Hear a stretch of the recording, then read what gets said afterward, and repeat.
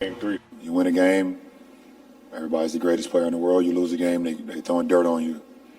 It's literally that simple. It's all about, training your mind for, the next challenge. What's the next challenge? This game is over with. We played well. Okay, cool. But we got another one on Monday. James and Davis are trying to prep their younger teammates for the challenges ahead by removing the emotional ebbs and flows as much as possible.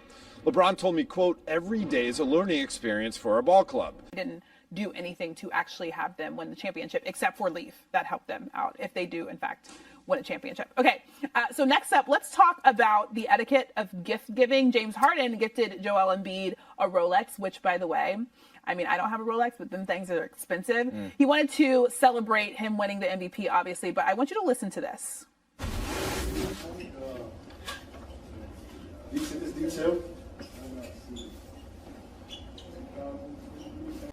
I hear that's pretty good. Just very Not casual. bad. Yeah, Casual. It's all right. It's all right. It's all right. We're going to do something that is called your daily dose of basketball zen. Just a couple of sights and sounds from around the league to bring a little peace and calm to your Saturday Eve. Guys, I know when you think about peace and calm, I know you think about one guy in particular. Patrick Beverley. Of course. Because he's the chillest. So he said this on one of his podcasts recently. Russ goes, "Hey, Pat, if the Lakers win, I want my ring." I ain't going to lie, Russ. We're going to be suited and booted, and I'll be right there waiting for my ring. Now, here's the thing. Technically, I guess he probably could get a ring. But, Arda, what do you think? Should Pat Bev and Westbrook get a ring if the Lakers win? I think this is too... This game is over with. We played well. Okay, cool. But we got another one on Monday. It's literally that simple.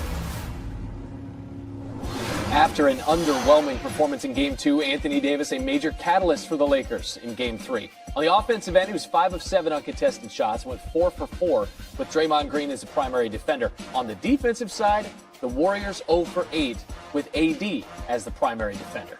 Here's Dave McMenamin with more from LA. The Lakers' sometimes sublime, sometimes lackluster postseason run has been linked to Anthony Davis. Seemingly half the time he's been great, and half the time he's been relatively quiet. It continued in Saturday's Game 3 blowout win, with AD putting up 25 points and 13 boards after only 11 and 7 in their Game 2 loss. But Davis... That's the whole point of the ring. Players don't actually wear their rings, maybe more than once a year or something like that, but that doesn't mean that they're not champions. It's not an insult to Russ or Patrick. They wouldn't be champions if the Lakers won. That's just the bottom line. We talked about this, Wendy, when we were on First Take on Thursday, and TJ McCollum was also there with us, and he made a very good point that I do think I should mention. He said that if Pat Bev and Westbrook weren't there, then the Lakers would not have gotten the pieces that they were able to acquire because of an all-star gift giver. Because I believe I saw footage last year of him giving his friend Little Baby $100,000 in cash, just in a box. I think that's called a honey bun. I'm not sure. I think that's what it's called. So I am told by NBA players who I sat with earlier this week, who might have just been mentioned, that this is a 6-figure gift, but it doesn't fit. Joel was so happy to have it, and he was showing to people, but he had to kind of hold it because he couldn't put it on his wrist. Who pays for the links? That's the question. And by the way, if the rest of the watch is 100 G's, I'm not an expert here, but Christine, I think each link might be, like 5 figures.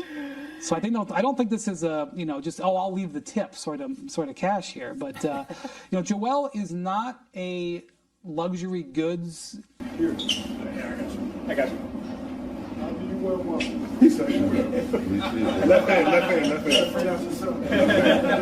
Get some more links. Let me get it.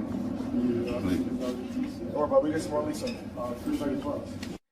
Okay, the first thing I want to say is shout out to our ESPN Watch correspondent, Gary Streisky, because he's the guy that would be perfect to comment on this in this particular moment, and he's normally here on the show. He's out covering F1 this weekend. What I'm going to say about this is, if that watch, Wendy, needs alterations, in my humble opinion, it is 1,000% on the person that bought the gift, not the person. The argument could be made that in those 45 games, I made a contribution. I was there. I was grinding. I was going to practice. I made friendships, whatever the case may be. I get all that.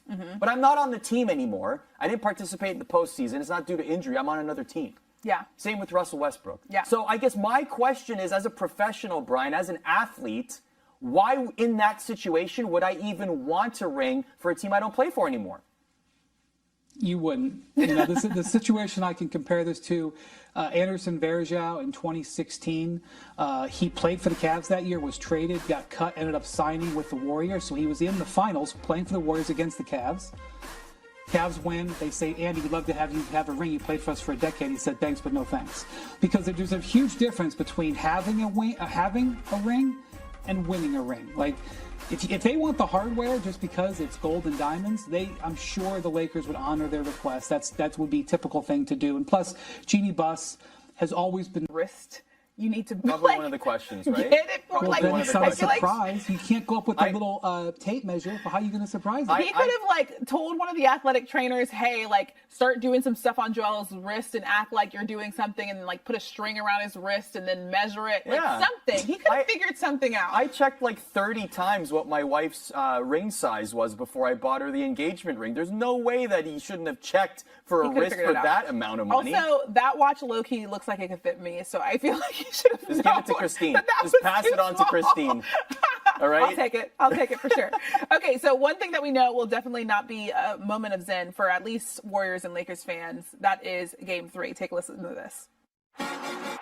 Attraction as we set for Game 3 of the Warriors and Lakers, which thank goodness is at 8:30 p.m. on ABC and not 10 p.m. because those 10 p.m. games have been absolutely killing me. If you're watching on the ESPN app, you can authenticate. And what are your thoughts? Go with Home court advantage. Yes, the Warriors ran them off the court in Game 2, but that meant that LeBron and AD didn't have to play as many minutes because to me, this is a war of attrition. The Lakers are determined, at least they have been in games 1 and 2, to play with a lot of pace, which I understand because that's the way they've played throughout the year. Just the Warriors' pace is different.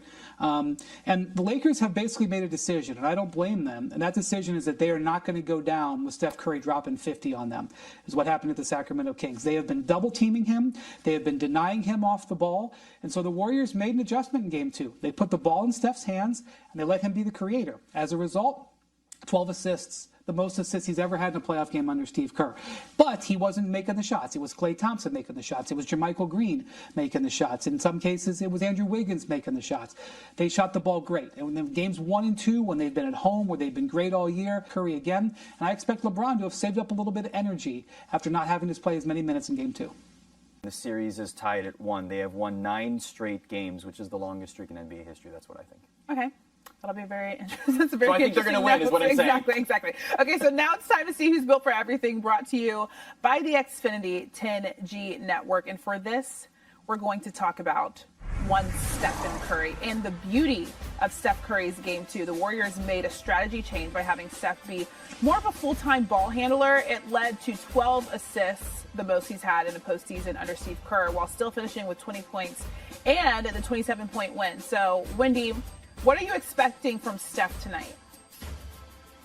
Yeah, so just think about what you just said. So last Sunday, he scored 50. He took 38 shots in 38 minutes, completely led the offense in a must-win. You want to pigeonhole Steph as only a shooter or whatever, just think of that. 2 must-win games, because they lose either of them. One, obviously, if they lose Game 7, they're done. They lose Game 2 and go down 2-0 going on the road. They're probably a playmaker, and he's a brilliant shooter. And so I expect that to continue tonight. The Lakers are hoping that on the road, his supporting cast won't make as many shots and that their supporting cast will do better. And so that's what we're going to watch tonight for sure. Okay, this is one of my favorite conversations, and we're going to have it again. Wendy, we had this conversation also on Thursday, and that is the fact that Stephen A. Smith said that if Steph Curry goes on to beat LeBron James in this series and then win another championship, that he would, and I want to clarify something because Stephen A. did clarify this. He didn't say he would knock LeBron out of the Mount Rushmore because he thinks LeBron is number 2, but he did say that Steph Curry should be. He used part of the case that Steph would have beaten LeBron in the playoffs 4 different times. That's essentially one of the big parts of his case. And I think you can say Steph is one of the all-time greats without making it a head-to-head with LeBron. And when you look at LeBron's body of work, and including when he's gone up against teams that still have more talent and more experience, you know, if you played this over 10 times, the Warriors would probably win more.